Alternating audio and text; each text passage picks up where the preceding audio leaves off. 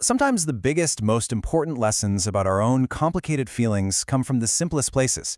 Today, we're going to dive into our own inner weather by looking at this really sweet story about a boy named Milo and a very special little cloud. Let's see what they can teach us. Have you ever felt like this? Just stuck between two completely different emotions? This one line from a little cloud named Puffy just perfectly nails that feeling we all get sometimes, that emotional confusion. This story is going to give us such a beautiful way to think about it. All right, so let's meet our main players here. First, we've got Milo. He's this really curious kid who kind of sees the sky as a friend, showing all its feelings.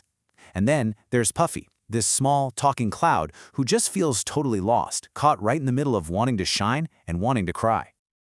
Now this is what's so cool about how the story shows us what's going on inside Puffy's head. On one hand, he feels sunny. He's literally glowing yellow, but at the exact same time, he feels rainy, and these little raindrops start to fall. It's not one or the other, it's both, happening all at once. And that right there brings us to the core idea, mixed feelings. In Milo, he just drops this incredibly simple but really profound piece of wisdom. Maybe we don't need to choose. This is the first huge lesson, just accepting it. The idea that you don't actually have to pick a side in your own emotional world. Okay, so once we accept that, yeah, mixed feelings are a thing, how do we even begin to deal with them? Well, the story shows us that the very first step is all about the power of validation. Just look at what Milo does here. He doesn't say, oh, don't be sad, or you should just be sunny. He just says, me too. He makes a connection. And that moment of empathy is so powerful because it tells Puffy that his confusing feelings aren't weird or wrong. They're actually totally normal. And that's really the key point, isn't it? Validate first before you try to find a solution. Before we rush in to try and fix a problem, whether it's for ourselves or for someone else, the most powerful thing we can do is just acknowledge the feeling. To just say, I see you, and that's okay. That simple act of normalizing things can change everything. Of course, accepting your feelings is one thing, but managing them when they get big is a whole other story. And Puffy brings up a very real fear. What happens when all these mixed up feelings start to feel like they're brewing into a giant, overwhelming storm inside you? And come on, this is the question we've all asked ourselves, right? That fear that if we really let ourselves feel everything, we're just going to lose control. It's that fear of being completely overwhelmed. And the story gives us a wonderfully simple tool to deal with it. It's almost ridiculously simple. Milo doesn't offer up some complex psychological strategy. He just teaches Puffy to breathe. Take a slow breath in, and then let a slow breath out. It's a physical anchor to hold on to in the middle of an emotional storm. And this just nails the whole point. The goal of breathing isn't to make the feelings go away or stop the storm. It's just to slow things down. To create just enough space between you and that intense emotion so you can handle it without being completely swept away. So this brings us to the climax of the story, where all these ideas really get put to the test.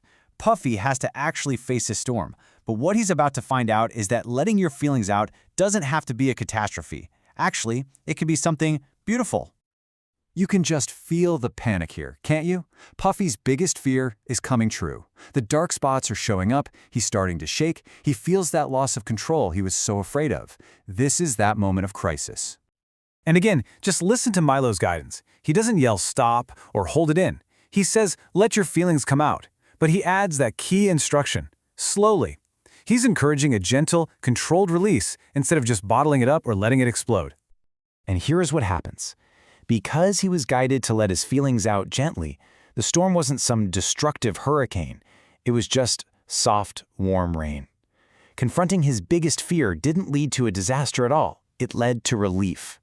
And this leads to my favorite part, the most beautiful metaphor in the whole story. A rainbow doesn't happen when you get rid of the rain to make way for the sun. A rainbow happens when they both exist at the same time. The story makes this amazing connection between this thing in nature and our own emotional lives.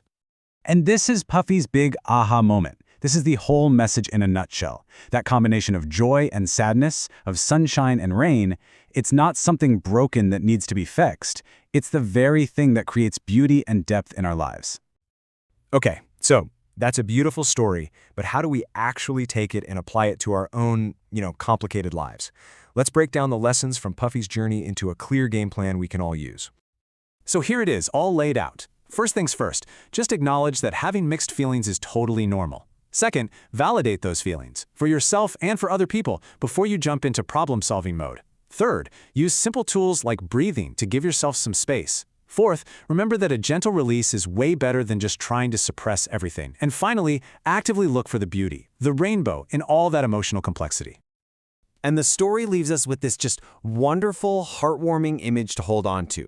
Puffy promises to send a rainbow as a reminder. It's like a little call to action to remember this lesson, to look for that symbol of hope and acceptance the next time you feel that internal tug of war.